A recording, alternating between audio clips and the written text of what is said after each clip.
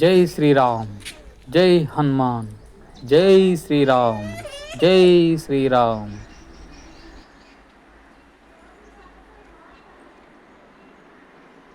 Hi friends, good morning.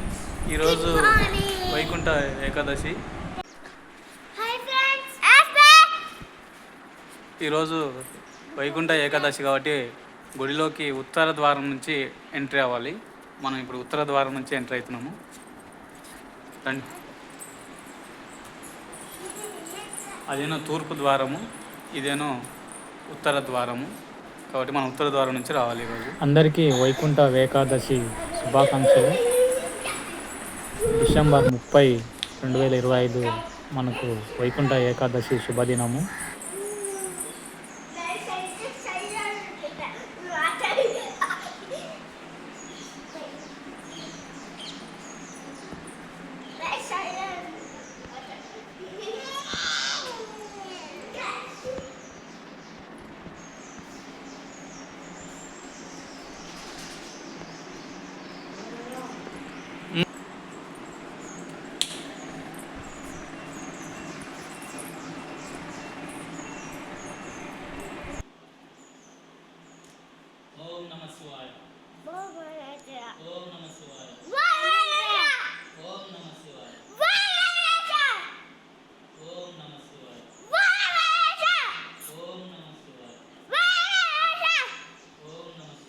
ఈరోజు దేవుణ్ణి దర్శించుకుంటే మనల్ని మనం దర్శించుకున్నట్లు.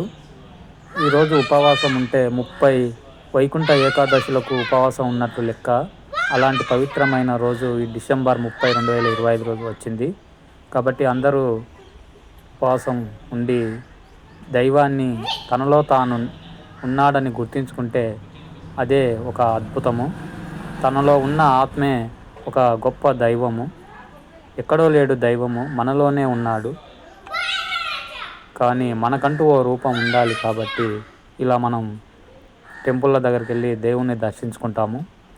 ఇలాంటి సిచ్యువేషన్లో మనము దైవాన్ని నమ్మకంగా మనం నమ్మితే మనం అనుకున్నది సాధించవచ్చు. మనలో కష్టపడే తత్వము, శ్రమించే గుణం ఉంటే మనకు దేవుడు ఎప్పుడు అండగానే ఉంటాడు. ఏదైనా ప్రయత్నం చేయండి విజయం దక్కదు. కాబట్టి ప్రయత్నం అనేది ఎప్పుడు చేస్తూనే ఉండాలి.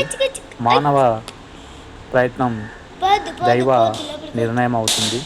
కాబట్టి ఈ యొక్క వైకుంఠ ఏకాదశి శుభదినంన భారతీయులందరికీ సనాతన ధర్మాన్ని గుర్తు చేస్తూ ప్రతి ఒక్క భారతీయుడికి, ఈ సృష్టిపై ఉన్న ప్రతి ఒక్క మనిషికి సనాతన ధర్మ శుభాకాంక్షలు తెలియజేస్తున్నాను. ఓకే ఫ్రెండ్స్, మరి మీరు కూడా ఉపవాసం ఉన్నారా లేదా అనేది ఈ యొక్క వీడియో ద్వారా కామెంట్ తెలియజేయండి.